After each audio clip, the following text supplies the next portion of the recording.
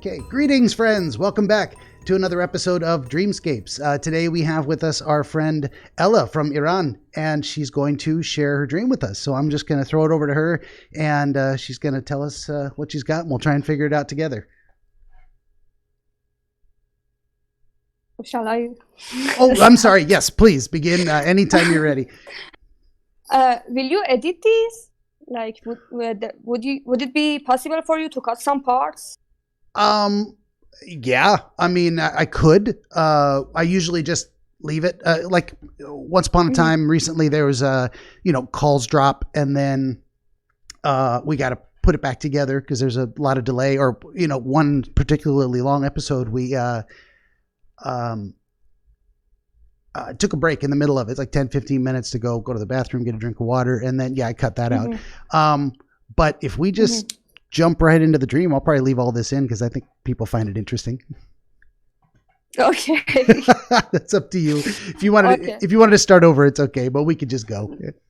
No, it's okay. No, we can just go. Okay, all right. So I'm gonna read the dream I had. Yeah. Yes, please, anytime. So in this dream, the dream starts with me walking down the street with one of my male friends. So in reality, outside of the dream, this friend of mine believes in the existence of a supreme entity like God out of the collective. He believes in a centralized power that rules over the humanity. But again, in reality, I don't believe in such thing. So in the dream, I'm walking down the street with him, and we are arguing about this problem. He's giving his reasons about the existence of God, and I'm giving him reasons about the possibility of every individual being a God instead of the existence of one God outside of the collective ruling over it. So we're walking, and we reach our university. He's my classmate. And I enter the university, but he gets stuck on the door. I tell him how to enter. I give him instructions. But when I get inside, he's no longer there, and he just vanishes from the dream. So when I enter the university, I'm in a luxurious exam hall, like something like Hogwarts exam hall. And when I'm there, I feel the presence of a male authority. Although he's not here, it's like an abstraction. There's no one that I can see. It's just a feeling of someone being the authority there. It feels like he's a king or something. And I feel very uneasy because I am in a state of forced and reluctant obedience. And this makes me feel very restless during the dream. And I have brought expensive flowers for that presence, for that authority. As everyone else in that exam hall has brought expensive flowers for him. And it is mandatory to bring flowers for him. And there's an old woman there. She's working as a coordinator. And she transfers the flowers to somewhere else. And I ask her where to put my flowers, and she asked me to follow her. So we're walking, I'm following her, and suddenly it is as if she has a change of mind. We reach a wall, a wooden wall, brown wooden wall, and she presses something on a wall. And there's a number there on the wall, the number 65. And a hidden entrance opens in the wall. And we enter the hidden door, and this is we get entered into a secret bank. It has wooden classic walls, but modern furniture and modern staff that are busy at work. So in the bank, the woman goes into the back room. A bed is there in the back room, and the woman is searching for something that I am not aware of. Suddenly, a bestial woman appears. And this beast-like woman, the old woman gives her money, purple pinkish money. And the she-beast gives her an oval-shaped blue pill with a white crystal in the center. And the old woman crushes the pill and swallows it. And the purpose of this pill is to make the older woman the ultimate authority. When under its effect, everyone will be hypnotized to obey this woman. And these women are in a hurry now, and they want to fly to somewhere. They have a mission that I am not aware of, and they somehow insert me into the vein of the she-beast, the vein on her wrist, so they can carry me with them. And they rush out of the bank with people being hypnotized. Then they start flying till we reached, and we're flying in a space that feels like space, but it's also not very far from the Earth. So they fly till we reach two adjoining massive spheres, and it's like they're buildings in the shape of spheres, and inside them civilizations exist. So the old woman lands on the balcony of one of the spheres, and she has to hurry for the rest of the mission. But the job of the she-beast is done. And at this point in this story, me and the old woman are feeling a very strong love and attachment towards each other. So she doesn't want me to go with her. She wants me to stay in the vein where it is safer for me. And I refuse and insist on joining her, but she doesn't accept. And this is the point I wake up.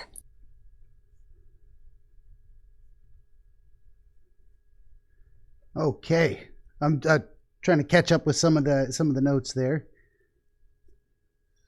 If you want me to repeat any of that part, I can. Okay, yeah, just a moment.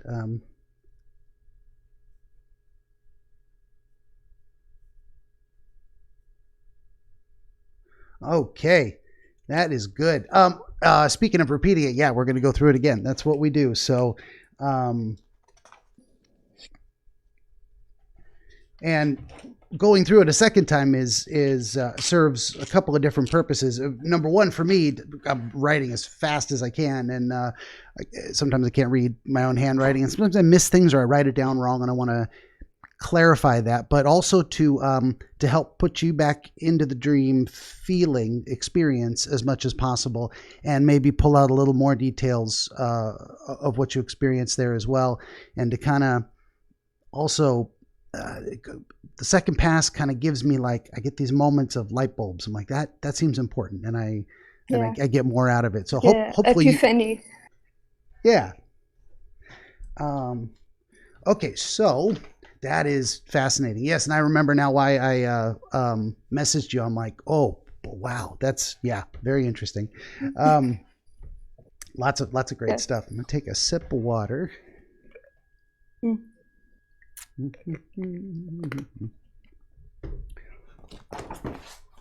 Declutter my desktop a little bit. There we go. Okay, so in the very beginning of the dream, you said you are walking with a friend who was also, let's say, a fellow student at a university.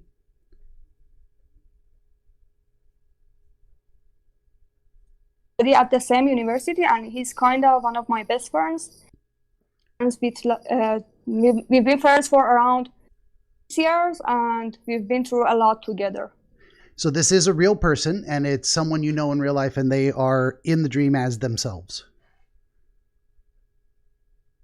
Yeah. Okay. And you say you walk into an exam hall. So when you're walking with this friend, you are walking through the university campus, or walking somewhere else to get there? No, it's like we're walking down the street to get to the university. Okay. When we get to the university, there's no campus. It's just the door to the exam hall, and which doesn't look like our own university. Our own university looks different. But in my mind, it's at this point of the dream, it's my university. Okay. It is no longer my university. It is somewhere else. Okay. So this is the very first segment piece of the dream is walking with this friend, and that's where the conversation about God takes place, is on that journey towards the university.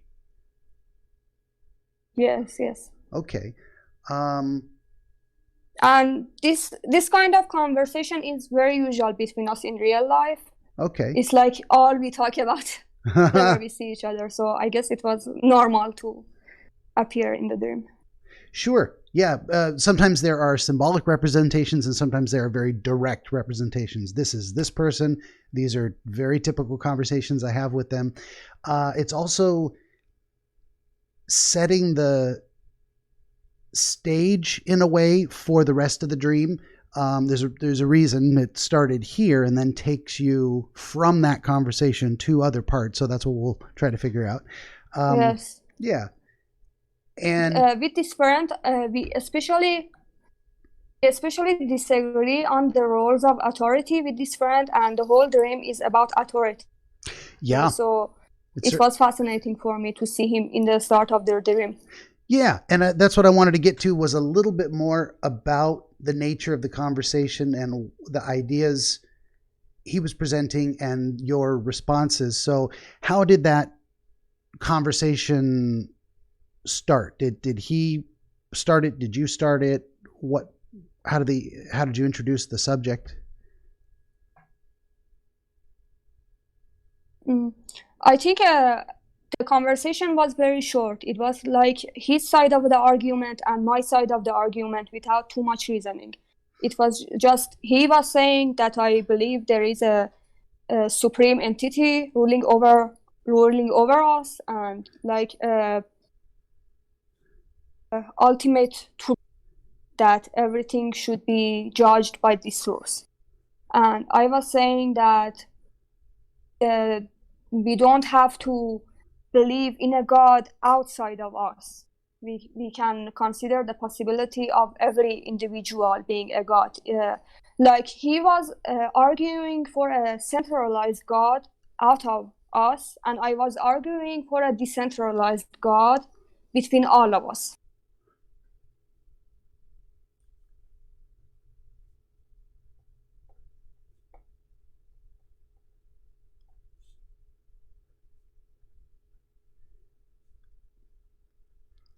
Okay.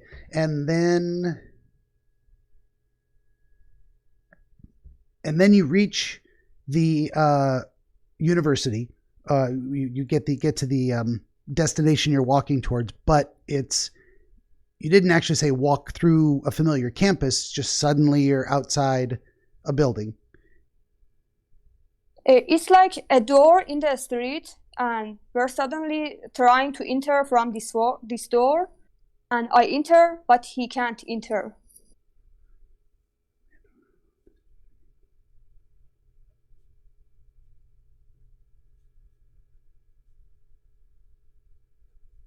And do you remember what that felt like? Like, did he just stop because he knew he couldn't get in there, or he tried to enter and something held him back?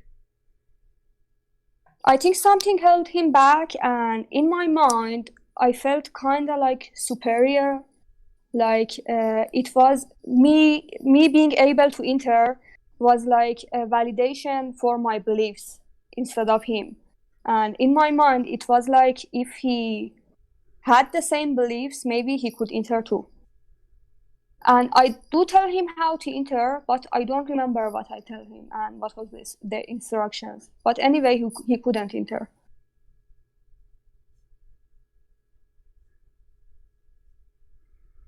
Okay.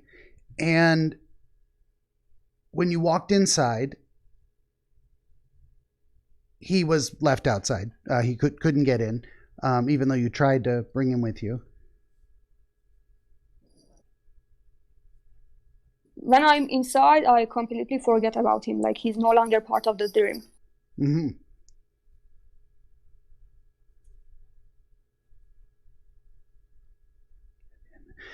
And then what you notice about the space is that it's very luxurious, but it's recognizably an exam hall.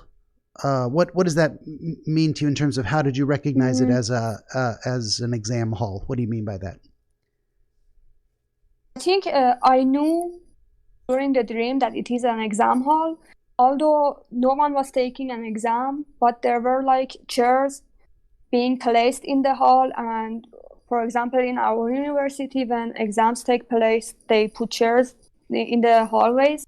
And this was something like that, but no one was taking an exam. So it was an exam hall, but it wasn't being used for an exam at that moment.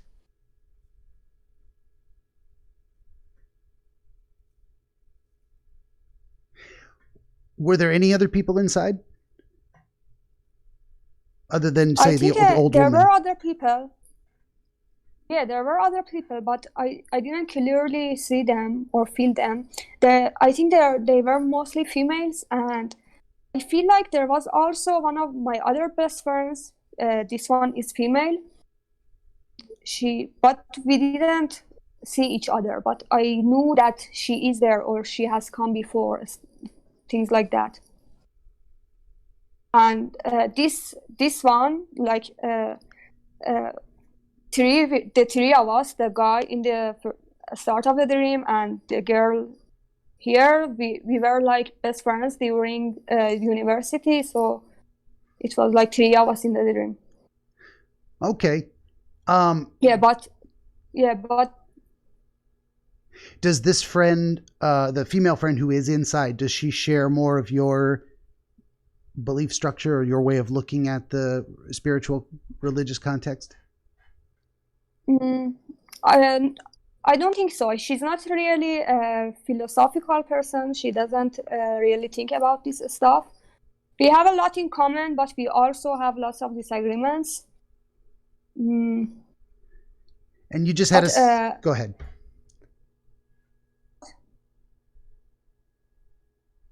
But in regards to these beliefs, we've never actually talked about it. She doesn't like talking about these stuffs. Not her area of interest, but she was in there. Did you have a sense of that she was doing something specific? No, it was like the feeling that she's already there. Like we were supposed to be here and normal for her to be there. Okay. And you had, when you walked inside, this feeling of a presence of a male authority figure, even though you couldn't see one. Mm-hmm. It was an abstraction ruling over the situation. And that's all you could identify it as was a feeling that there was a presence of male authority. You couldn't identify any, what am I trying to say? You just knew it. You couldn't see it displayed in any specific imagery. Yes, it was exactly like abstraction. Like when you see justice, you can't see justice. Sure. Something. Okay. Like that. Yeah, gotcha. Yeah, but it wasn't an authority that I was okay with.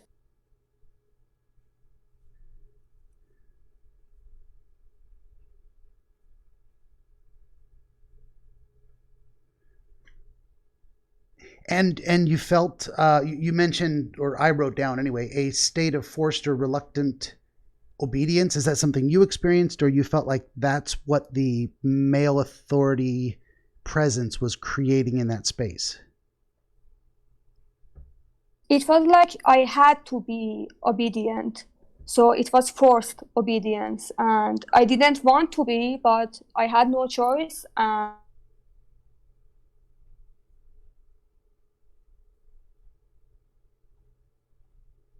Oh, I think you might have frozen. I don't know if you can hear me. Hi. Hello. Let me put this on. Yeah, take your time. All of this never happened as far as the video goes. Yeah. For sure. So if you want to check the audio again, since I'm on speakers now. I think it's fine. I can hear you at the same level. I think it'll grab it. Okay, then. Grab it good. Yeah, we can just keep rolling. I keep asking you about different things, and then we bloop freezes. But we'll figure it out. I heard your question, but yes. Yeah, you didn't hear my I didn't answer. hear your answer. Yeah. So the idea of the flowers, did you bring them with you or they suddenly appeared when you needed them? So I don't have any memory of having those flowers with me even when I was at the door. But when I met that woman, the flowers were already with me. They didn't appear; they were with me.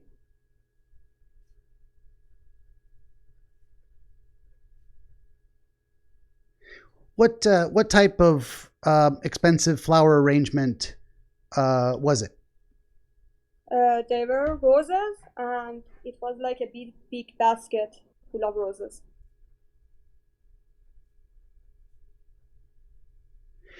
Just out of curiosity, do you have any specific association with roses? Do they have a specific meaning in your culture or to you personally? No, I think it's just when I hear flower, I picture roses. Okay. And also maybe when you think of expensive flowers, to have that many, a big basket. Yeah, it's baskets of flowers are really expensive here, Okay. like flower arrangements and stuff like that. Okay. Good deal. Where were we at there? And you had the feeling that this gift was, I wrote down mandatory, but Yes. yeah. Could you say just a little bit more about that in terms of, um, It would you, was required of us to bring expensive flowers. Like I remember seeing little flowers there and thinking, well, they're not expensive, they probably won't be accepted or something like that. you say you remember seeing other people's offering, so to speak, and Yeah. looking at it saying that's not going to be acceptable, probably. Yeah.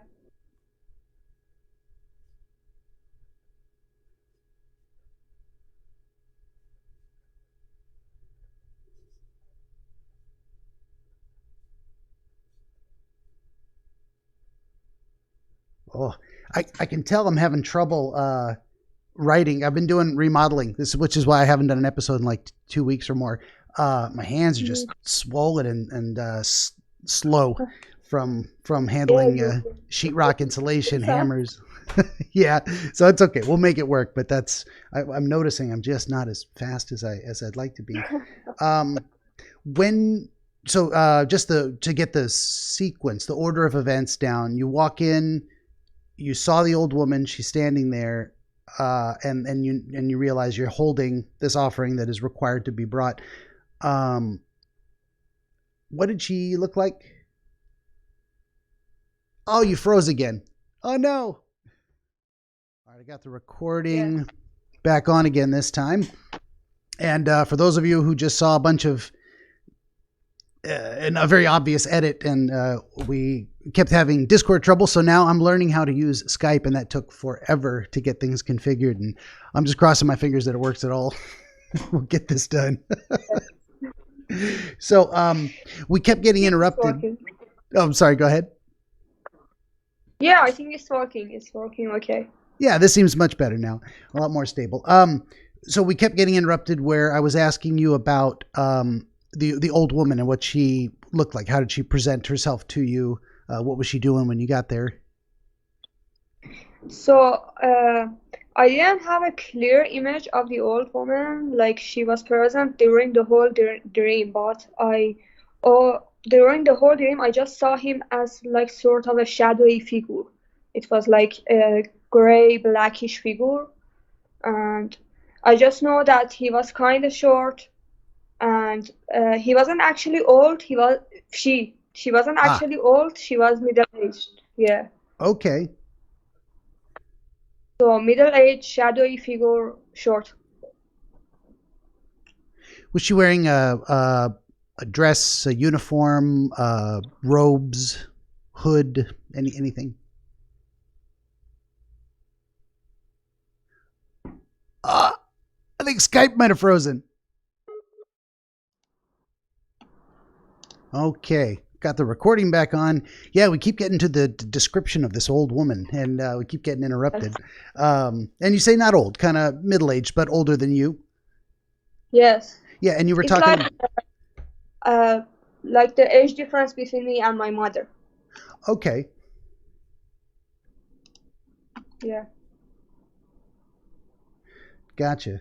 And I was asking how she was dressed. Anything unique or interesting?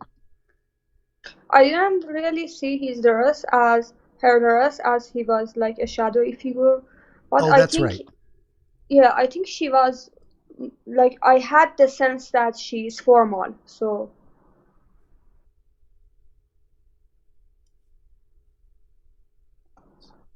Something suggesting when you say formal, I have kind of an idea of that, but formal in terms of a uniform appropriate to the setting, or more of dressed up to impress, like best no, clothing. like suitable to the setting, like because she was the coordinator there, and she had a sense of being formal around her. I didn't really saw her clothes, but I got the sense of her being like official. Okay, gotcha. Okay. Are you still there? Oh no, that was Discord. But you can hear me. We're still good. Yeah, it's okay. I'm Okay, just good. throwing out Discord, but No, move that's on. fine. That's perfectly fine. Just want to make sure it didn't drop again. No, we'll, I'm here. we will get this done if we have to do it in 30-second chunks. And she told you, or you got the instruction from her in some manner to follow her to deposit the flowers somewhere. I asked her first where I should put the flowers because she was the one that transferred the flowers to the place that they were being transferred. Like there was some kind of hallway that the flowers were being kept, and she was responsible for transferring those. And I asked her where to put mine, and she asked me to follow her. She didn't tell me to just put them like where the other flowers were. Okay.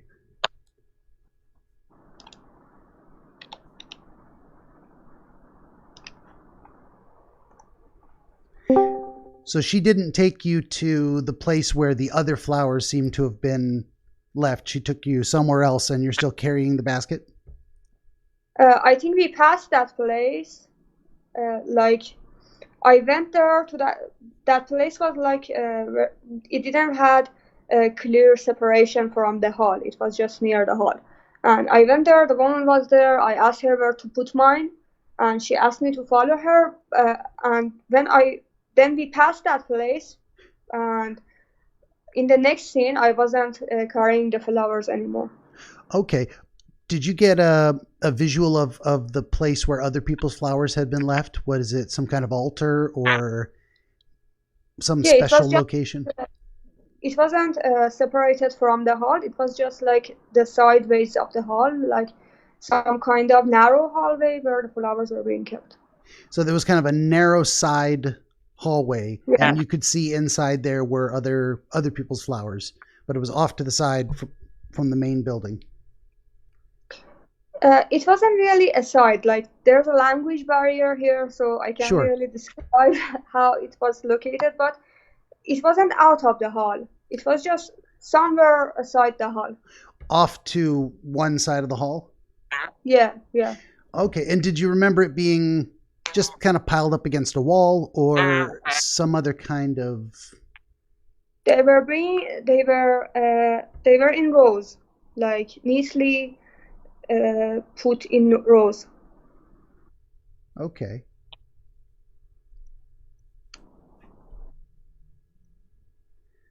Okay. And then can you describe a little bit about how you left the area where she took you? Was it out of the back of the room, off through a door on the side? I think I didn't really see the passage. It was like the dream got cut to the next scene. Okay. But I know that she was walking past. Next thing I know, we're in a hallway where there's a wooden wall.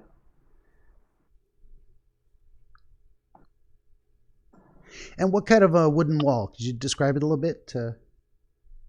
So I should mention this that when I asked her where to put my flowers, and she told me to follow her.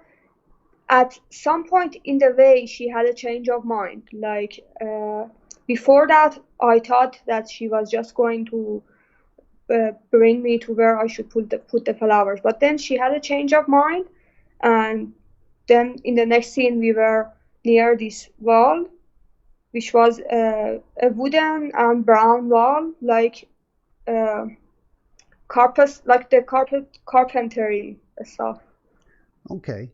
Was it a bright color, a dark color? Did you get a sense of what kind of wood it was? It was the mid ranges of brown, like Okay. a beautiful brown, like classic, like classic rooms that have wooden walls. Okay, so it was also very nice. It wasn't Yeah, I liked how it looked.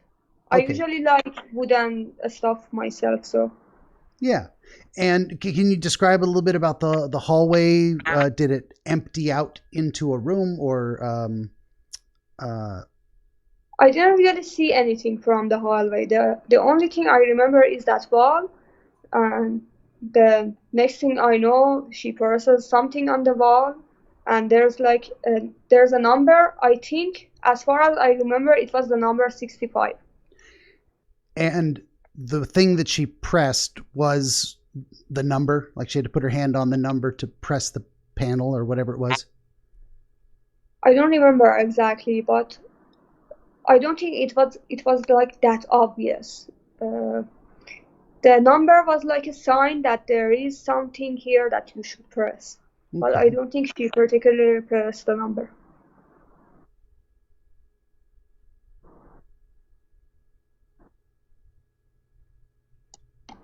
And then how did a passage open? What happened there? Did it slide to the side? Did it open in? It it kind of opened in. It Okay. didn't slide.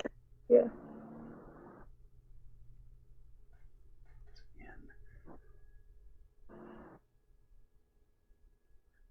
And you described going into this room, and how large was the space you entered? It was like a small bank. It wasn't too big, and it was like an office where people are gathering, and they don't have separate rooms. There are like desks on the right and north of the room. There were desks, and people were sitting on those desks.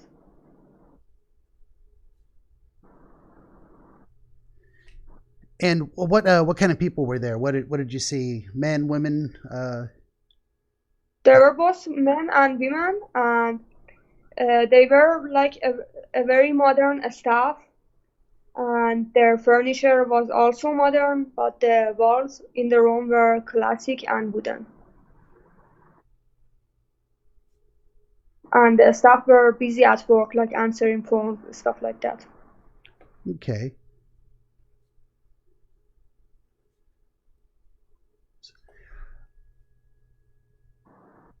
Oh. And so she guides you through this space to the back of the room. Yeah, she walks really fast to the back of the room, and I follow her. And the other staff don't really mind her because it's like they all know that she has some kind of power. Like if that male authority is the ultimate power, she is the second one, and she can do whatever she wants. Okay.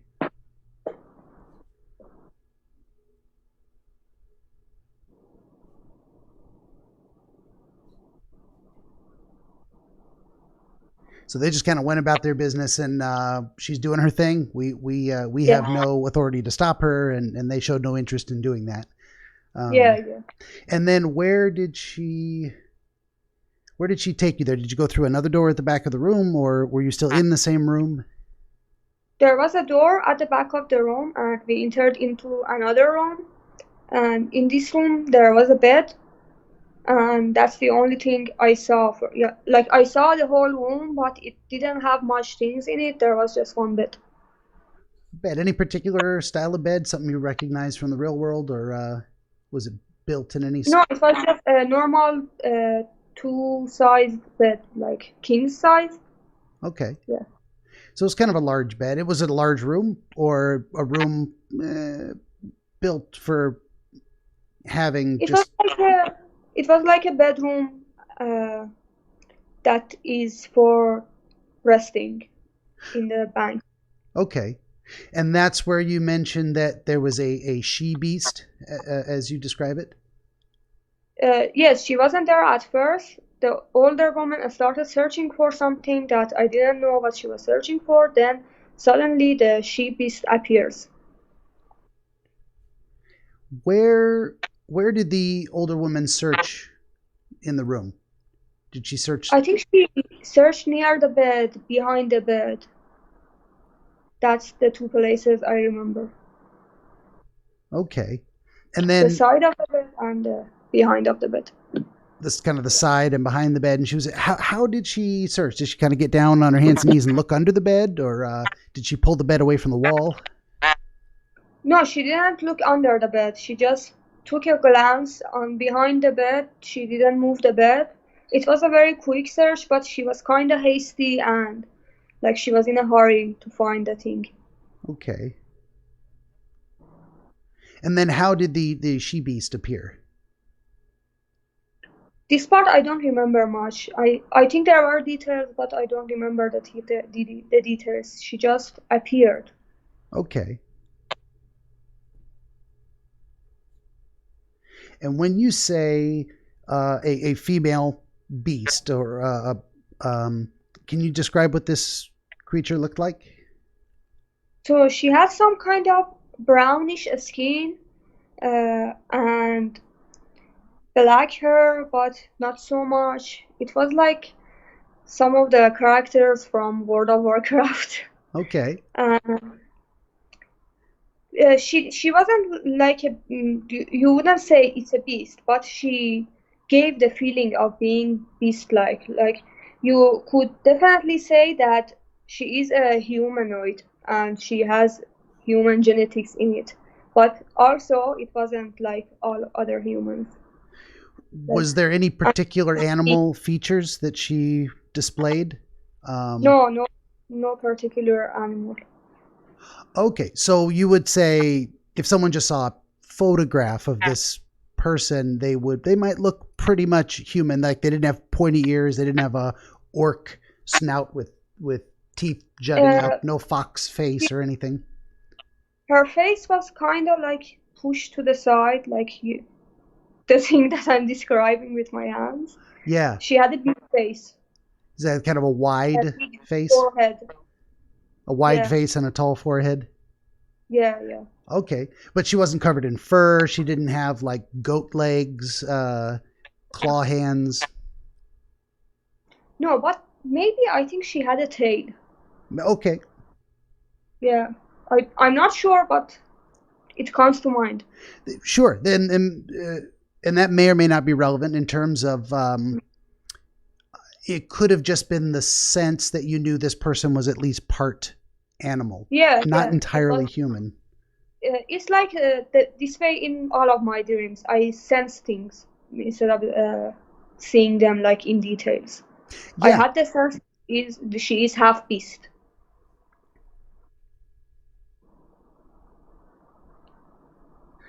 Okay. And you said that, and so when this half beast woman arrives, the older woman stops uh, searching and now goes to have an interaction Yeah, with the the she older beast. woman, when she appears, the older woman just knows what to do. She immediately gives her money, which is a kind of uh, one cash, which is purple pink. She gives her this money, and the she beast gives her an oval-shaped blue pill.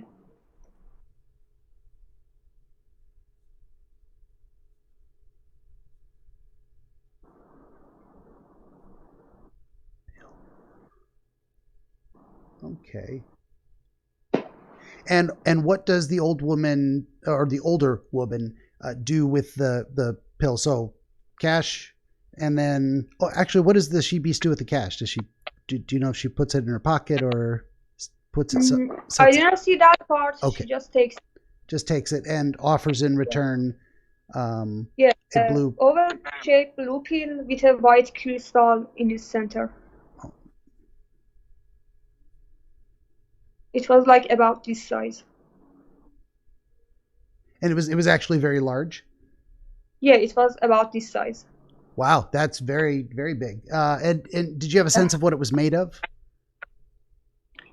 No, no sense. Okay, I had no idea what this pill is. like what is this? And then what does the older woman do with it? How does she interact with that? She crushes the pill into two halves and swallows it all.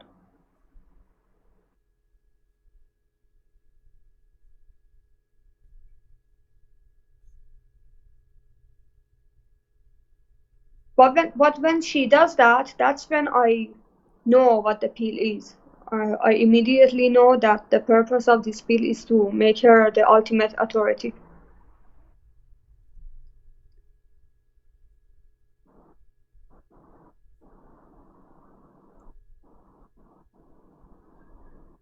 Okay. That's when you have the realization. And did you get that realization from some change in the older woman? Like suddenly you realized what effect it was having on her once she took it? I don't actually know this. Okay. Maybe it was just a sense then, or maybe I realized this afterwards. But I think it was a sense then. Okay. And you mentioned earlier that somehow this would allow her to maybe hypnotize other people or It's like when she takes this pill, everyone will be automatically hypnotized. She wouldn't have to hypnotize them. They will all be just drawn to obeying her.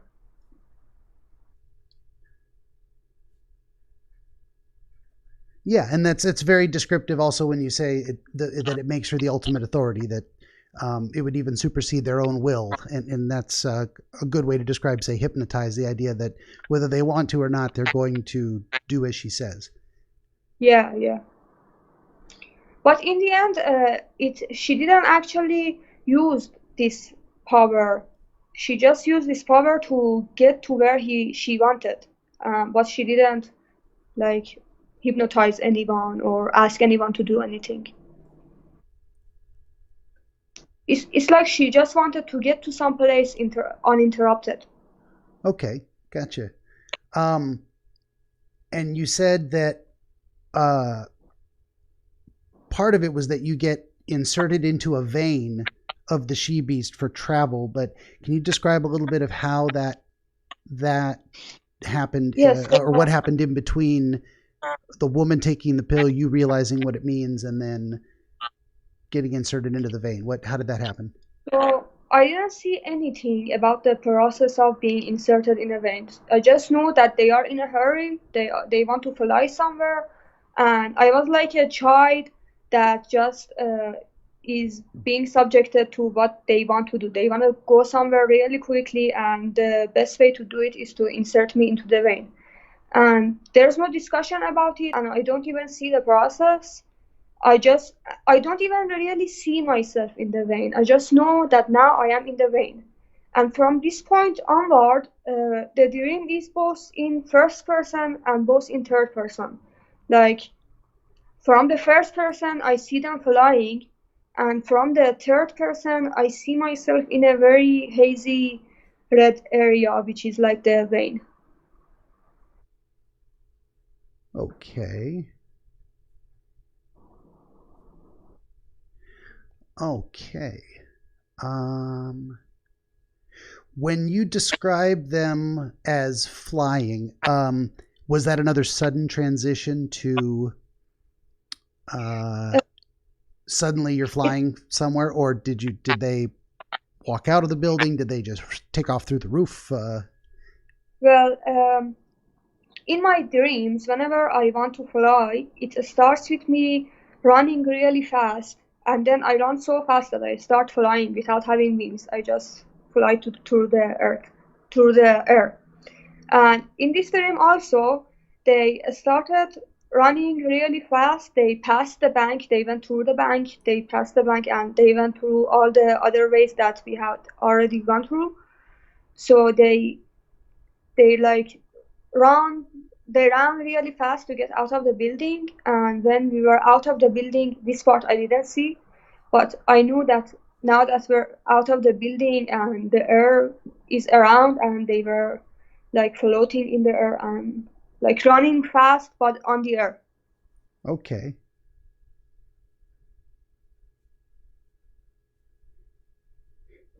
Did you have a sense of being aware of the process of travel? Like you said, they're running fast on the air, and did they pass any specific scenery, landscape below? Well, the only part I saw was I was aware of the travel, but I didn't see much. It was like cutscenes.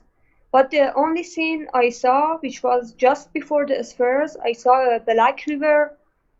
It was like we were flying over this river, and are rivers have been a part of my dreams for so long. Like uh, about a year ago, I had lots of dreams about being in the river and struggling in the river, but these kind of dreams went away when I went through some phases in my life. And now whenever I dream about rivers, I'm no longer in the river, I'm just seeing the river. So in this dream also I'm seeing the river. And not only that, but flying over the river. Yeah. Did the flight path take you across the river, or did it kind of follow the path of the river, so to speak? It was like being in an airplane and seeing a river beneath you. What I mean to say is, did the river run left to right and you crossed it, or did the river run away from you and you followed the direction of the river? The river was very still.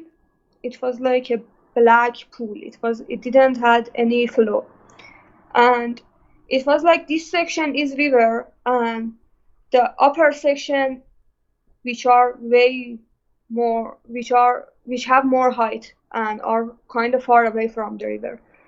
That upper section are the two spheres that we reached to. So the river kind of ran in the direction of the spurs? I think it was separated section. I didn't see the river flowing to anywhere. I just saw still water. Okay, fair enough. And maybe none of that's relevant. I just wanted to get an idea of what that looked like in my head.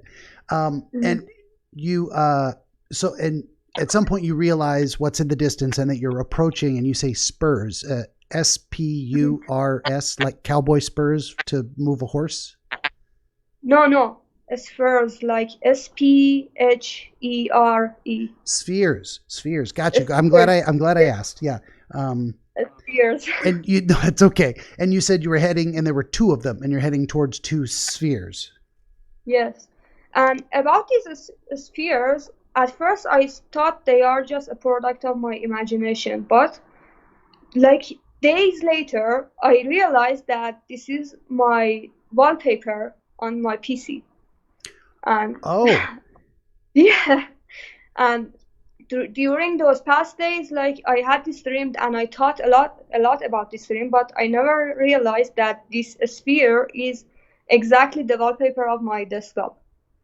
Okay. But it was like the exact wallpaper. So, if you're able to describe that a little bit, what kind of spheres were they? Were they like, how would you describe it? Well, they were a kind of milky color, and they were like a glass that had milky color, and they were really big, like maybe as big as Earth, because I knew there are civilizations in them, but they weren't planets. I knew that these aren't planets. They are building, just giant buildings, and they were adjoining, like adjoining. No other words come to mind. And I can also send you this picture to give you Sure. a better understanding. Yeah, that's fine. Yeah. And you could send it now or later, whenever. Yeah, I can send you Yeah. later. But were they, you said adjoining, they were touching each other or overlapped? No, they were touching each other. Okay. Like two heels coming together. And you knew that they were spheres. Was the entire sphere above the Earth, or was it like they were sunk into the Earth a little bit, but you knew they were spheres? I don't know Earth existed in this scenario or not. I think maybe they were the replacements for Earth. Like, this is where we live in. The civilizations that are inside these spheres. So were these spheres, say, existing in a empty space around them? It wasn't like you flew over a river, but then beyond that was nothing except these two spheres touching each other? These spheres look like that they are in the space, but not very far in the space. Like, okay, I they were knew not they resting were, on the ground. Yeah. There was no ground. I knew they are floating, but it's kind of hazy, this part of the dream, because Sure. it was the end of the dream and I didn't see them much. Okay, not a problem. And you got the sense that they were so large that they could contain entire No, they civilizations, or that they actually absolutely did. contain civilizations. Okay. And it's you mentioned that you landed on one of the spheres. Which one, the left or right, or do you know? The one that was far, we were coming from south and we landed on the northern sphere.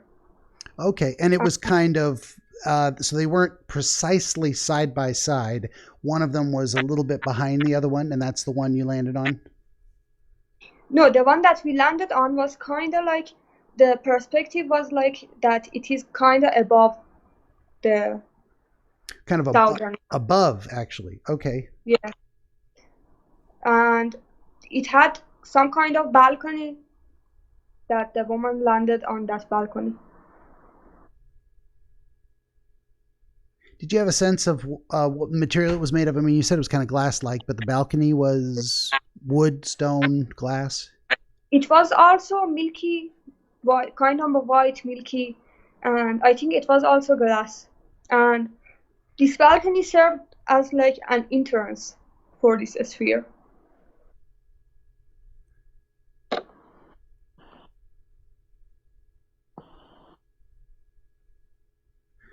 Okay. And that's the point at which you got the sense that the she-beast had done her job, that her part was finished, that her job was to take you and the older woman to this place. Yes. I think that was her job, and when the woman landed on the balcony, the she-beast also landed on the balcony with her, but I knew that she won't enter into the spheres, that and her job is now done.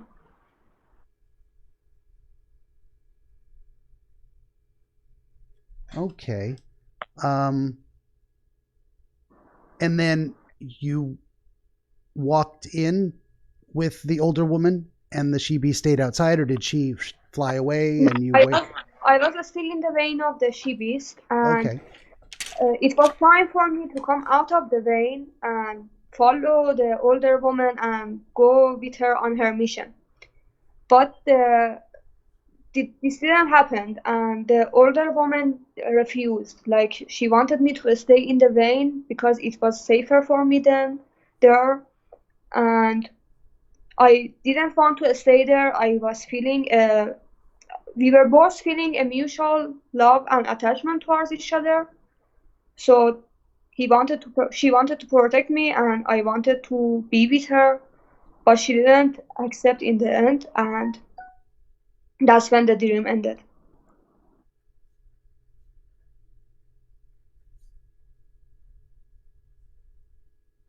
Okay.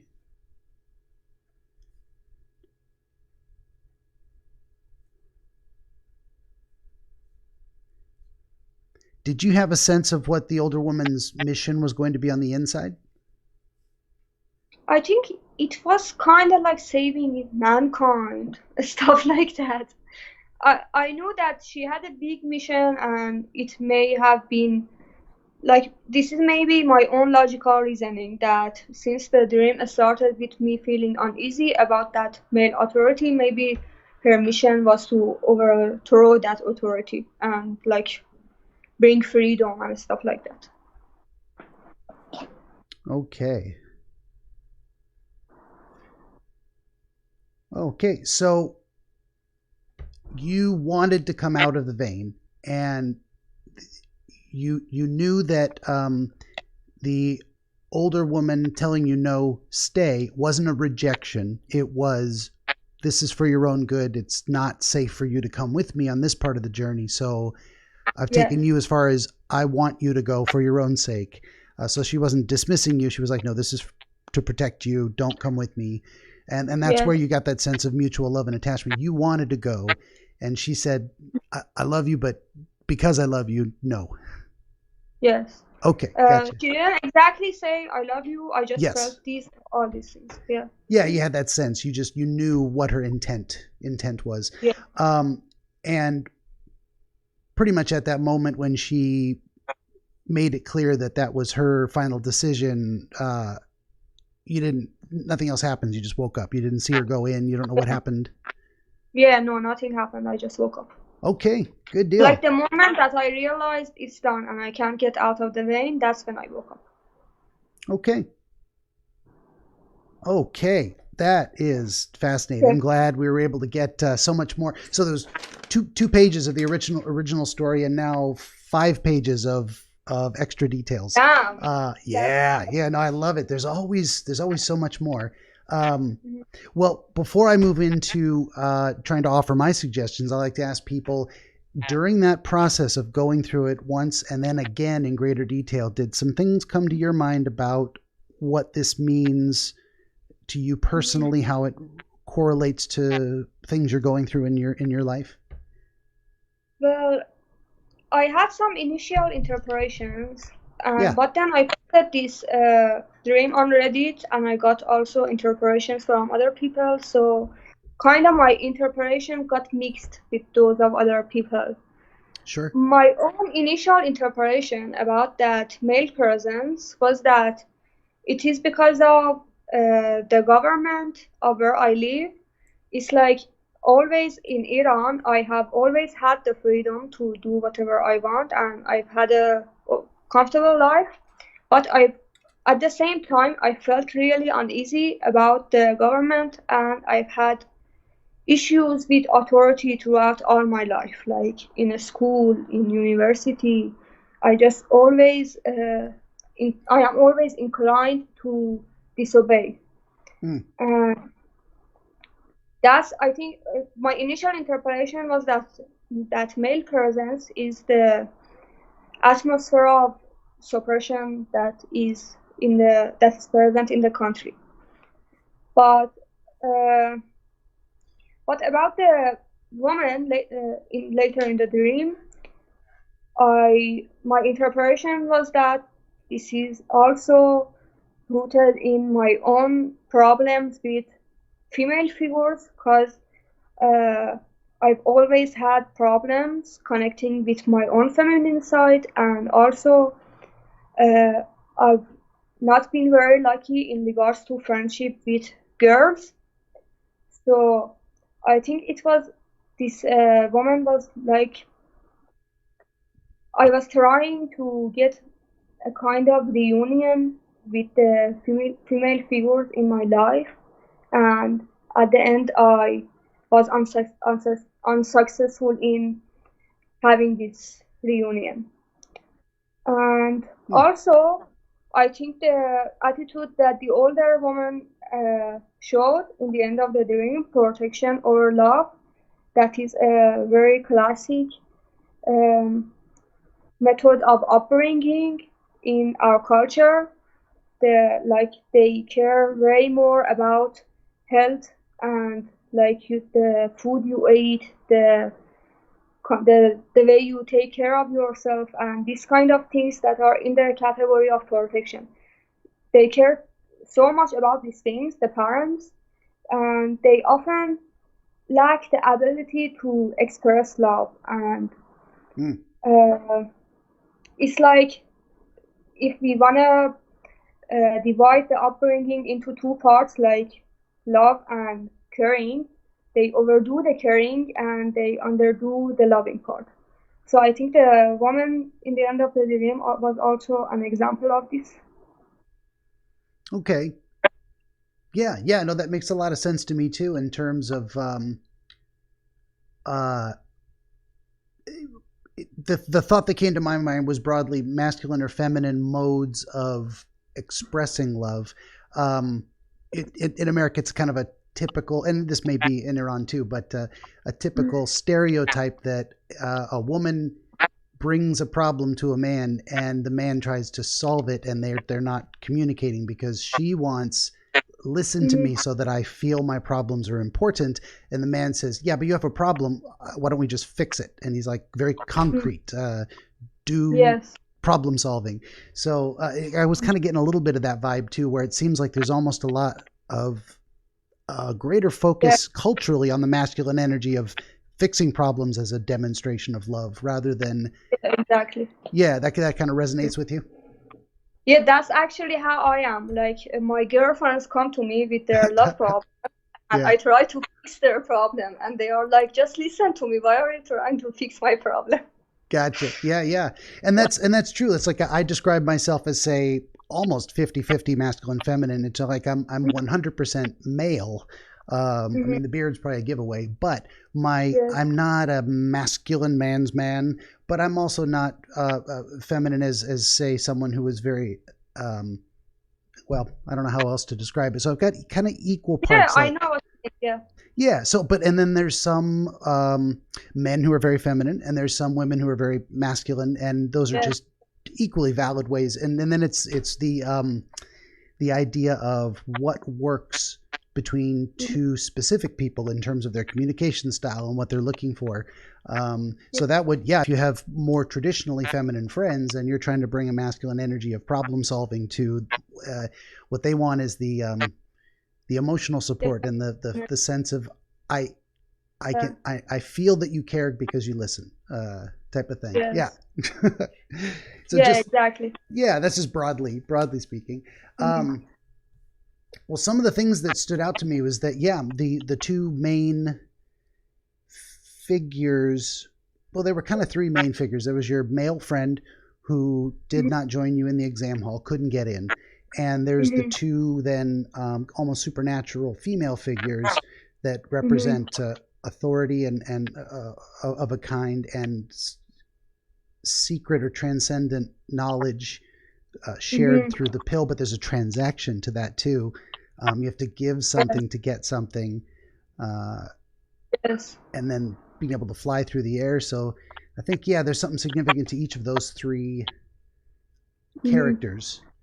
And I guess first, maybe your friend, I think you kind of hit the nail on the head, is that there was something about him, about his approach, about his mindset, his belief structure that didn't allow him to enter this exam hall, which is university, which is kind of a place of learning new things. So to me, it stood out in my mind that if he's already made up his mind, he's not able to enter a place where his mind could change based on new information. That's very accurate. Yeah. That kind of makes sense to you. Yes, I feel a sense of stubbornness around him always in regards to his beliefs. And also, he was raised in a family where everything was way more strict than my own family. Like, his parents were very strict. So it makes sense to me that he, as an adult, is also strict, and he has adopted their features. And so in this kind of being strict also applies to some of his beliefs. Okay. Yeah.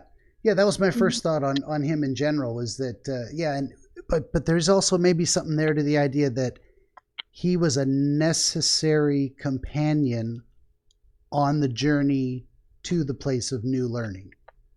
Does that kind of resonate Yes, with you as well? that actually makes a lot of sense because we both went through a period of character development throughout the past 2 years, and we kind of drifted apart during these 2 years, but then we reunited.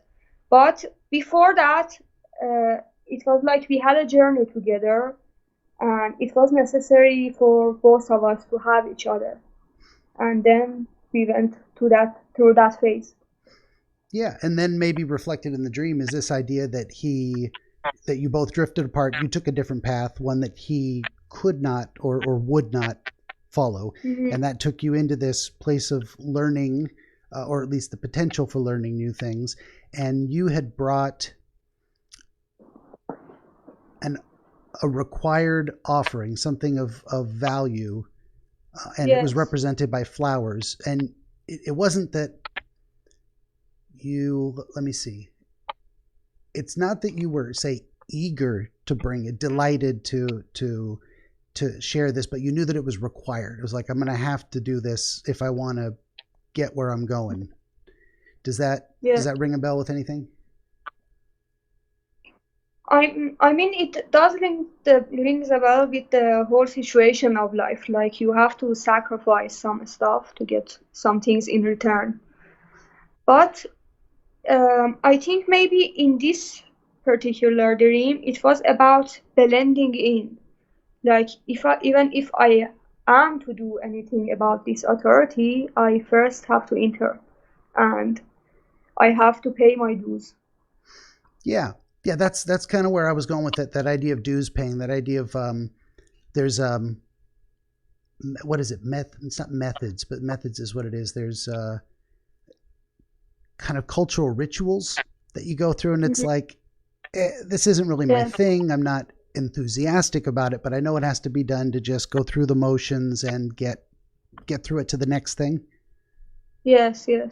And then it is interesting that the woman who is in charge of this place, and the second highest beneath the big kahuna, she makes the decision that you specifically should not go through the normal process. She's going to take you through a different process. That there's something in there that this woman who represents the highest authority figure in that building, second in command, chooses a different path in response to you. What do you feel when I highlight that? Well, this is certainly a point that I hadn't paid attention to, but I think it's the idea of being the chosen one. Yeah. Like, every human being wants to feel different, wants to feel like they can get away with some things in life.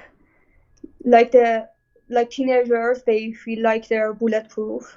Yeah. And this is like, I feel like this is something like that. It's the idea of I don't have to take the route that everyone else takes. I can go a different route. Maybe that has certainly been my approach throughout life. Like, I've always been inclined to do something that other people may say that it's not a good idea to do. But this time, I think the difference was that this time I didn't choose. Like, I was going through the classic route, but this woman asked me to come. Yeah. And I think that is important too, is that there's two things happening inside of you. Is the desire to be special. I think we all have that, to stand out or to take a different path than other people. Mm-hmm. But then the idea that you were willing to go along to get along, do the thing everybody else does, and that the authority figure in that space recognized something about you that was actually different. And so this idea of you didn't go in there demanding, take me to the bank. You did what was expected. You did what was normal according to other people. And the powers that be recognized something inherently special and responded to that to take you on a different path. I think there's something Yeah. in there. Have you had that Well, experience in life, or other people seeing well, something special in you? And there have been many times, like everyone around me, from university to a school, people always tell me you're like so talented, so smart. You should do that, do this. I have always got that sort of validation that kind of feeds the desire to be special. Like, um, but I think in this dream, mm, I think now that you mention it, I think it was a good thing in this dream. Like saying I saying me saying myself that this is like a route that I want to take aside from everybody is something, but someone else, an authority, letting me do something different is like it has a different value. yeah, that's pretty much what I was getting towards. Sometimes, like I said, I've been speaking English for 43 years and I can't even find the right words half the time, but that's a great way to put it. It has a different value to that quality of being recognized as special versus asserting your own specialness. That seems prideful in a way that someone else of competence, of authority, looking at it and saying, I see something in you. What did I watch recently? The Spider-Man movie where that was after the Avengers and Tony Stark had died and he gave the special glasses to Peter, and Peter's like, I mean, that chokes me up, that type of thing of someone of true ability, competence, recognizing, hey, you're like me. You're also, there's something about you. I love that feeling. I get a little choked up on that type of stuff. That kind of respect. It's a respect. That's great. And so then she takes you divert from the normal path because that's where you're supposed to go because of who you are.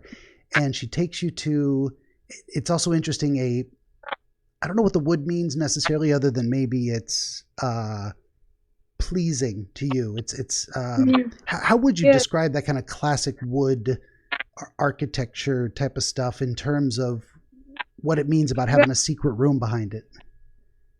I think it is one of those things that always fascinates me. Like I like wooden walls, I like wooden floor, and also the university I went to had big lecture rooms with wooden walls that I always found very beautiful. But later in my student years, they tear it down and they made it modern, and I didn't like that at all. Oh. So I think this wooden wall was just that wall being represented in my dream, and the secret door behind it.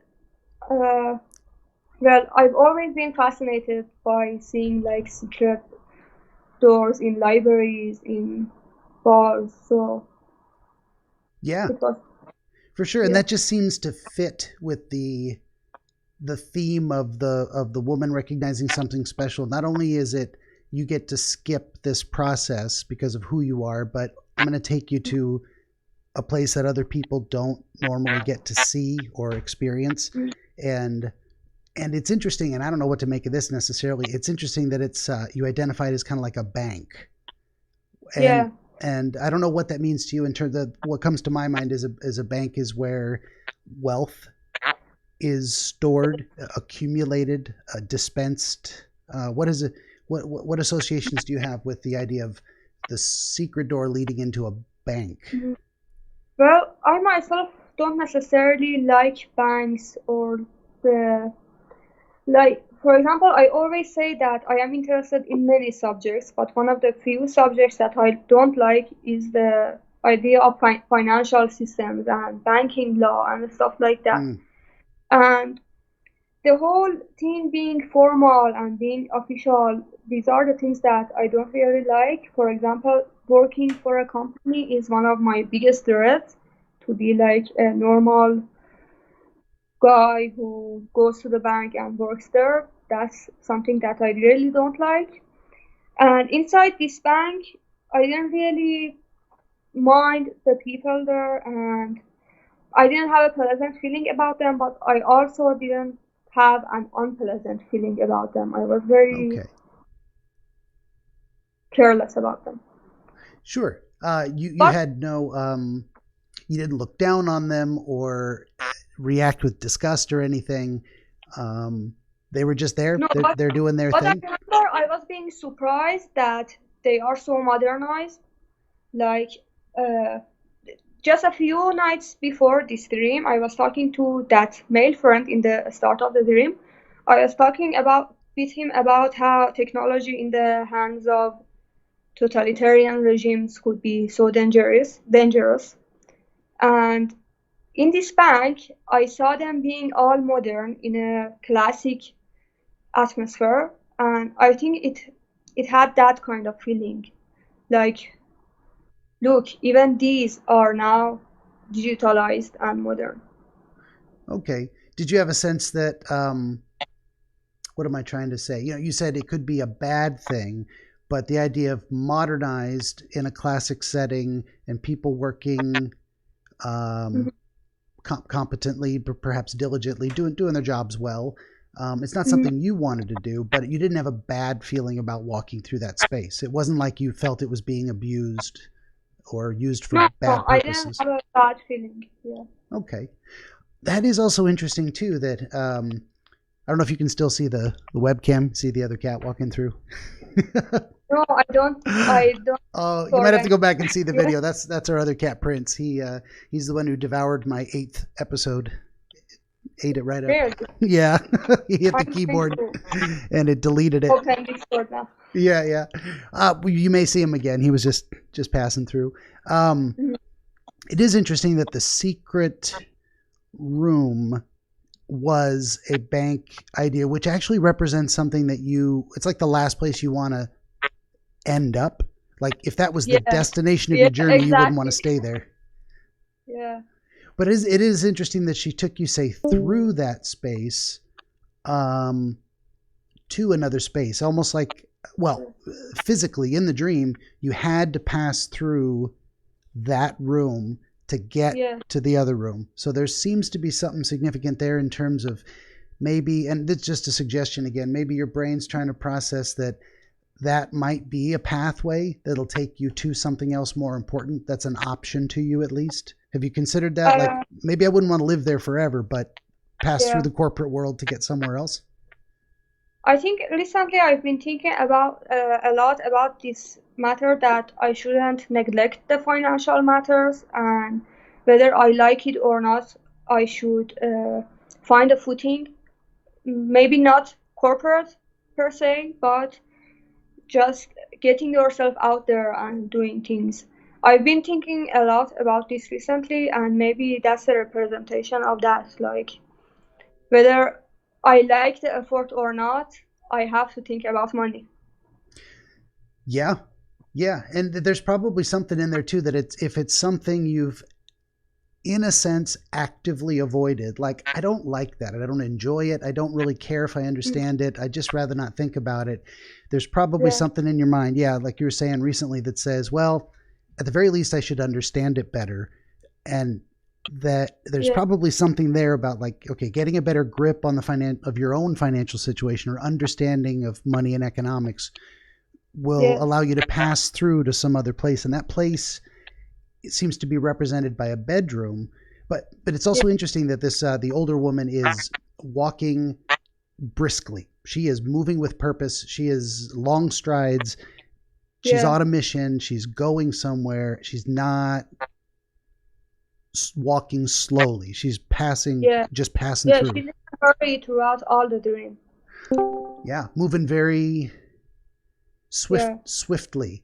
That may represent, and I think parts of her represent you, and parts of her represent ideas of the feminine and ideas of authority and ideas of maybe parts of your mother thrown in there, or how your mother gave you a model for what women are in the world. Um, all of that at once. But part of it represented by you would probably be the determined pace. Um, I'm not sightseeing, I'm getting where I'm going quickly, without wasting any time. I think there's something there. And so what I was saying originally was, so even when she got to that room, she's looking for something. She does that quickly. And I don't know what it means exactly, the idea that it's a bedroom, that you pass from an examination hall with the flowers into a secret hallway behind them. We through a bank into a bedroom. What is a bedroom doing in this location in your mind? Well, I thought about it a lot, but I didn't got any idea. I certainly like my bedroom a lot. I used to spend a lot of time in bed, and I always had kind of no, not regret. I didn't really feel good about wasting time or sleeping too much, but there was a phase in my life that I wasted too much time being in the bedroom and sleeping. Okay. I don't know if it relates to that. Maybe so. I mean, it is important that that's the first thing that came to mind when you walked yourself through the dream back into that room.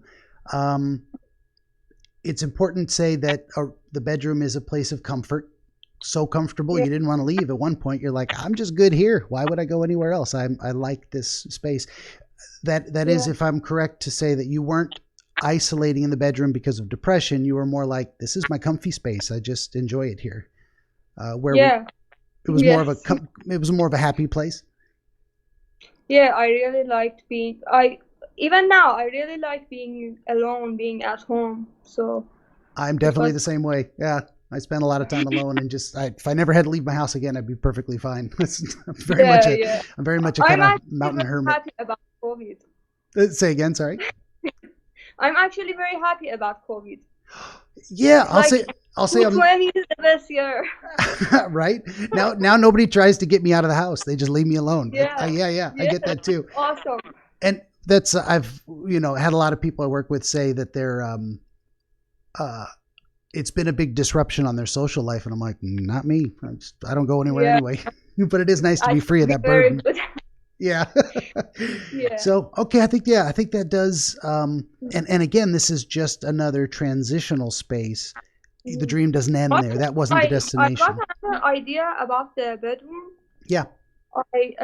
During the phase that I was doing so much self-digging, I tried to understand my past relationships, and I digged a lot around the relationships I had.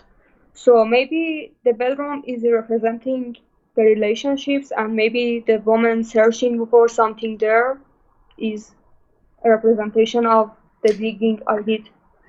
Yeah. And she spent, so if that's partly you is in that woman, she's showing you something in her behavior, the determined pace and the efficient, quick searching, and she doesn't waste time in the room. So maybe there's a desire to be back in that space, and the comfort you found there, and the enjoyment in that isolation, and the deep thought. But she goes through that motion pretty quickly and moves on to, and that search seemed to be the trigger for the arrival of the she beast woman. Yes. Yeah, now that you mention it, I think it's like the she beast saw that she is searching, so she came. Yeah, and that's what I talk about with like the idea of triggers. Is like the one behavior follows another, and it's that action which opens the door to the next piece of the dream arriving and presenting itself. So there's something about that search. I don't know why I'm getting at an idea of, again, if all of the people in the dream are at least partly represent some elements of yourself, there's something of you in this. Yeah, I definitely feel something of myself in her. The only thing that comes to my mind is that I have been starting to work out intensely for the past year, and it's like that she piece also was very muscly. Okay. I think a superficial representation that, Sure. yeah. But maybe that part of me that is interested in physical activities and Yeah. power. Yeah, Yeah. power especially. The idea of attaining more physical strength to be able to exert yourself in the world more. Yeah, yeah, And I think that fits with the idea of her being, it's one thing to say not entirely human, a humanoid, but beast-like, and embracing physical activities has a beast-like feel to it. yeah, You know, we'd say humans are more thinking, animals are more acting. So if you transfer yeah, more thought, energy, behavior into more physical activity, it can feel very animalistic, especially the working yeah, out intensely. Yeah, mhm, for sure. So that, yeah, yeah, that would be that part of you. And there's that transaction that takes place. But so if the woman, the older mhm, woman, the kind of middle-aged yeah, authority figure, is having a transaction where she offers this kind of pinkish purplish money, and she yes, gets this pill of power yes, in return. I'm wondering mhm, what that. I think there's something in that transaction there, giving money for knowledge, giving money for authority. mhm. What comes to your mind?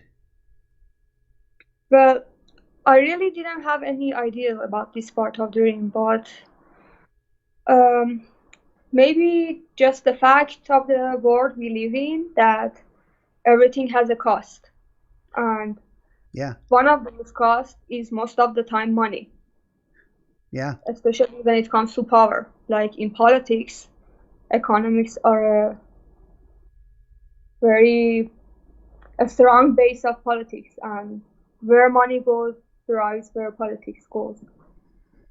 yeah. True. If those are the thoughts you're having, kind of issues you're processing during the time when this dream occurred, and that's also. I'm sorry, Whoa, my you phone okay? said that. That's fine.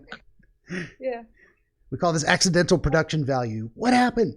Now people suddenly turn their eyes back to the screen to see. Um, this is also a consistent theme, or resonates with the idea of bringing the flowers as a payment to go through the motions of making an offering, because it's what's expected, and you don't get something for nothing. And again, here you've got the, I don't know why it's yeah, like intellectual strength and physical strength. It seems the two women kind of that idea comes to my mind. yeah. That makes sense. That makes sense. Yeah, and the intellectual side is making an exchange with the physical side, and Yeah, but then from then on they travel together. But first, mhm, you've got to be as a kind of a third party where all three people are you, so to speak. mhm, You've got to be put into the vein of the animal woman in order to mhm, participate in the journey. Like you couldn't fly yeah, there on your own. You had to be somehow kept safe inside the body of the yeah. animal woman. I don't know. Does that Mhm. bring anything to mind? Well, I didn't really had any idea about this part again. Later when I thought about it, I felt like the atmosphere of the rain maybe kind of resembled what it's called, uterus. Yeah, Yeah, almost like being put it back was, inside the womb. yeah, yeah, boom, yeah, yeah. Yeah, Yeah, I felt, yeah. Later that I thought about it, it felt like it was like me being in the womb and ready to be reborn and stuff like that. yeah. No, I think that's very powerful. But it is interesting that it's a vein too. That it's Mm, not. You didn't have this image of yourself being put back inside, literally the uterus, like a reverse yeah. birth. But the vein. I don't know. If veins mean anything to you specifically? Here he goes. Hi, Well, Sam. it was the vein on the wrist, so for me it represents life and also the cutting of life, since lots of the imagery of suicide in my mind Yeah. is from in the vein. So it was like maybe I was put back in the life essence of this woman. I don't know. Yeah, no. I think those when those associations come to mind, I think there's something there. The idea of being put into a place that is powerful but vulnerable at the same time. Like we need those veins. They serve a Yeah, very useful purpose. and they're also vulnerable in terms of if they're cut, that purpose is severed, and it would be devastating to the life of the person. And that you were put there for safekeeping in that place that is equal parts powerful and vulnerable. Yeah, there's something there. I don't know. I'm not quite grabbing onto it. Usually things come together a little bit more than that, and that was the only way to safely make the flight, that you were going to have to fly. Yeah, because I couldn't fly. Those two could fly, and I couldn't, so I had to be put into the vein. Yeah. And you weren't put into the vein of the intellect, wisdom woman, the older woman. You were put into the vein of the more animalistic woman. Yeah, I think it was a power specific to her. Yeah, that's what I was getting at, is that it couldn't be done any other way. And there's something about being inside that body that is important. At this point of the dream, I really felt like a child. Like being in that vein, also that feeling of vulnerability that you said. Yeah. The pronunciation. That feeling was, I had that feeling. Like I was a one delicate child in that vein. I changed the word. That's okay. No, I do that all the time too. I love thesaurus. I'm always looking up thesaurus stuff. What's another way to say that? Yeah, I think there's some, and maybe I'm dwelling on it too much. Maybe we'll come back around to it or not. But yeah, I think that's important too. And that's definitely something maybe to meditate on, is why that representation? Why was it necessary to be returned to a state of vulnerable child in need of protection, but also worthy of protection? They didn't leave you behind and take off without you. They brought you and they said, this is how we're going to do it. Crazy. You okay? It fell down again. Oh no. We got it. Okay. We're good. Yeah.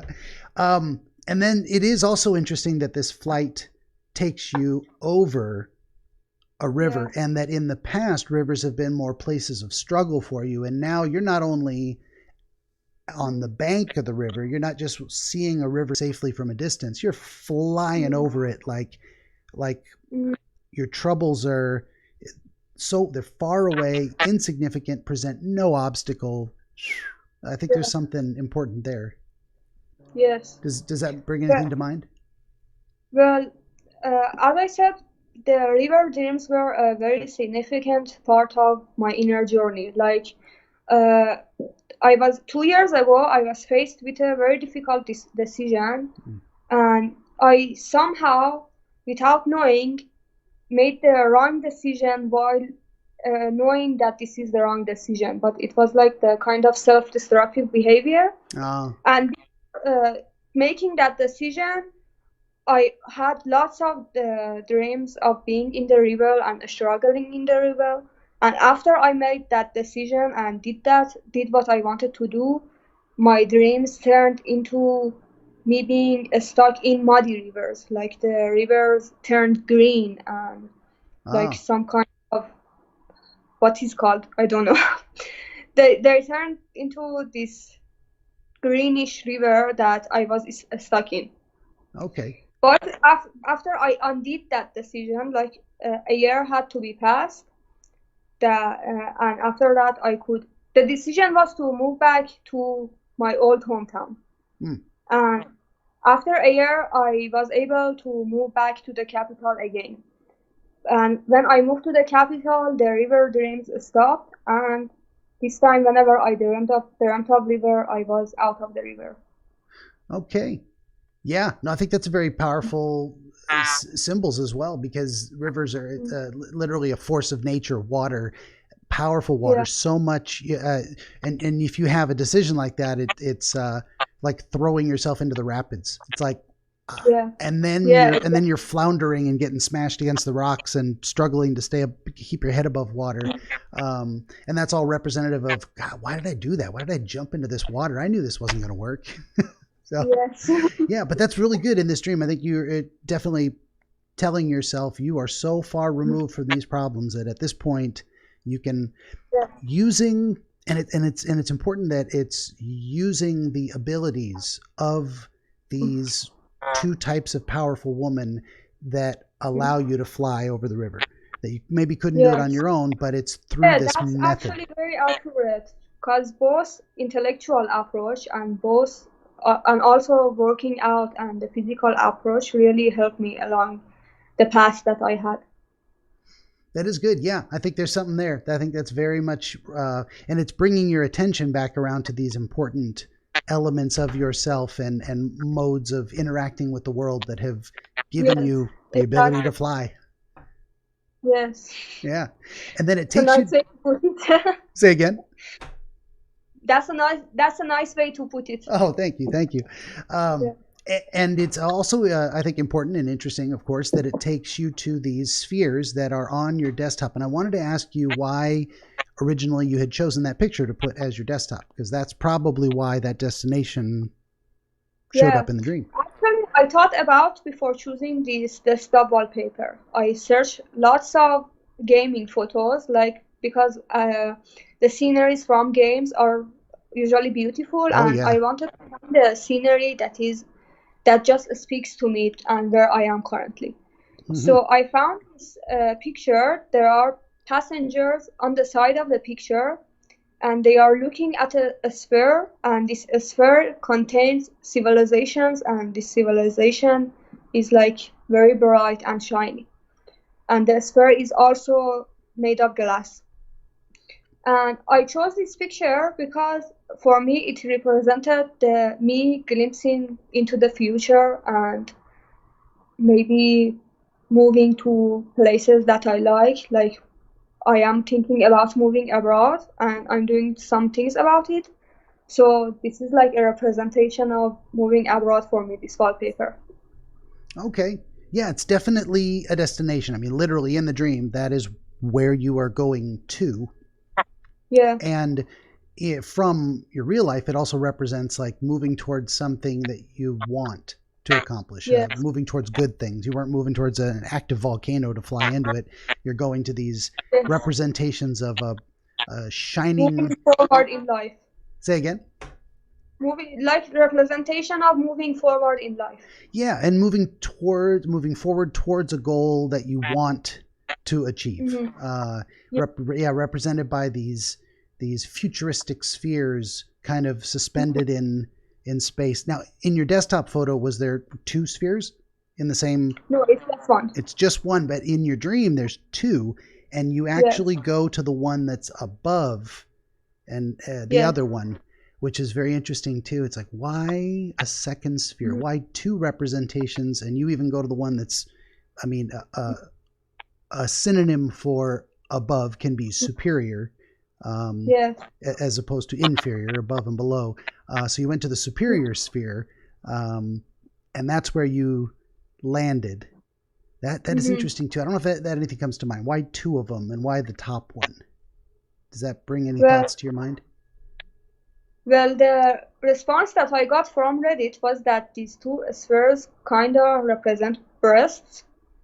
Okay, And so maybe it's like reconnecting with the feminine side. sure. Yeah, But they like weren't. going back to mother, like stuff like that.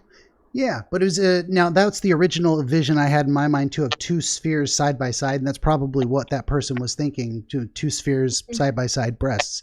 But the idea Yeah, that they were kind of one on top of the other is interesting too. That kind of changes the dynamic of it a little bit. I wouldn't think breasts, and I wouldn't think I testicles either. Those would be side by side as well. Um, yeah. Maybe there was like some sort of hierarchy between these spheres, but I'm not really sure. I never give any thought to this part of the dream, like the sure. location of the spheres. Yeah, and just in broad terms, we think of if you were flying to the bottom one, that's like you'd say starting at the bottom, you got a longer journey to go up. But if you fly directly to the Yeah, top one, that's more of the destination. So maybe it was another hint of specialness of like, well, we get to skip yeah. going through this other Maybe sphere and head straight to the one top one. step. Yeah, I'm Could be a always sequence. inclined to skipping a step. So Yeah, yeah, yeah, and then that's really and then the idea that there was a balcony and it was all ready, and this was the entrance. There was no, you didn't have to crack the sphere to get in. You didn't have to wait for permission. It's just this landing zone is waiting for you. And then there's more to come inside. And it is interesting, say that you had the sense that the more animal woman, her portion of that mission was complete. She got you, and did you have the sense that she was also guiding the other woman? The woman was in the front throughout all this passage. Okay. Like she was the one that was guiding, but the bestial woman was the one that was following her. But I think the idea of flying came from the bestial woman.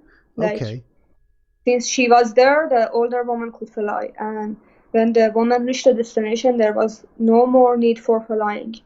Okay. Yeah, that's kind of where I was going with that too, is that there's something about the quality of the animal woman that allowed the, say, intellect woman to get where she needed to be to continue the journey, that she couldn't have done it on her own. She needed that support, what am I trying to say? The power that the bestial woman. The power that she was able to provide. A good way to put it.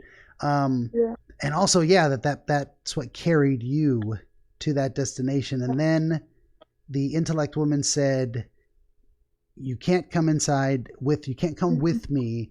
It's not safe. That she felt you would be in some kind of danger if you followed her path inside. She was on this mission, and her mission was dangerous. Like, if she was to overcome the authority, like, she had obstacles in her way, and it was dangerous.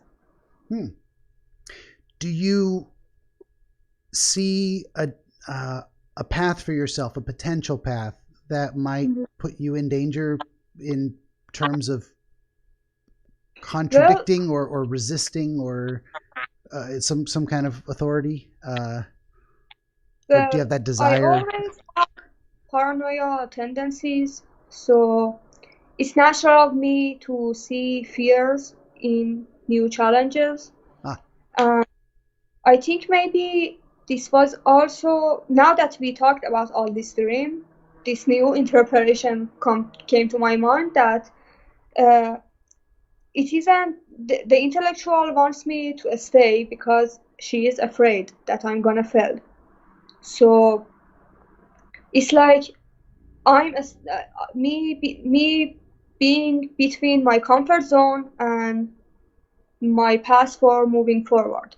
And at times I may be very inclined towards my own comfort zone and wanting to avoid challenges. And maybe this was also that part of me in the intellectual woman fearing for me and not wanting me to face new challenges. Yeah, and possibly in I don't want to say irrational fear, but more fear than is necessary, like fear versus a recognition of danger. And then that would be the other side of it, is that you may be considering some paths that you think are legitimately dangerous, and this side of you might be saying you're not ready for that yet. Yes. Like, something like that, or that hesitant, and that's really hard to tell. It's like we want to listen to our fear, anxiety, and pain because they give us real warnings of actual potential danger in the world, unless they don't. And that's when it's a problem. That's when it's like, what if I'm afraid of nothing and I should force myself to go through with this? And that's where that's actually what I felt about the concern of this intellectual woman. Yeah. Like, I felt I insisted that I want to go with her and I can do it, but she refused. And I think it was an irrational kind of rejection. Gotcha. Okay, that is a lot more clear in terms of that. That is how you perceived it. You're like, no, I'm definitely ready for this. And she's like, but what if you're not? Maybe we should. Gotcha. Yes. And then that's when you woke up, is when she made that decision of going on alone, and you're like, well, that's the end of that for that moment, and it gives you enough to think about, huh? Yes, exactly. And I think maybe somewhere in the future, if I am able to face the challenges that I want, maybe that's when I enter the sphere.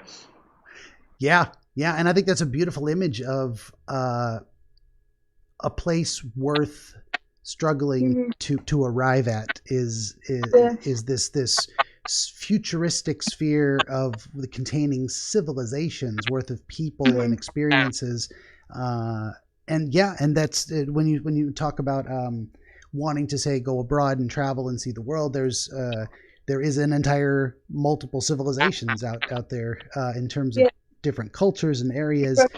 Yeah. Well, yeah, it's a wonderful representation of it, and it's like an entire world to explore. Yes. I think now I see this dream more clearly.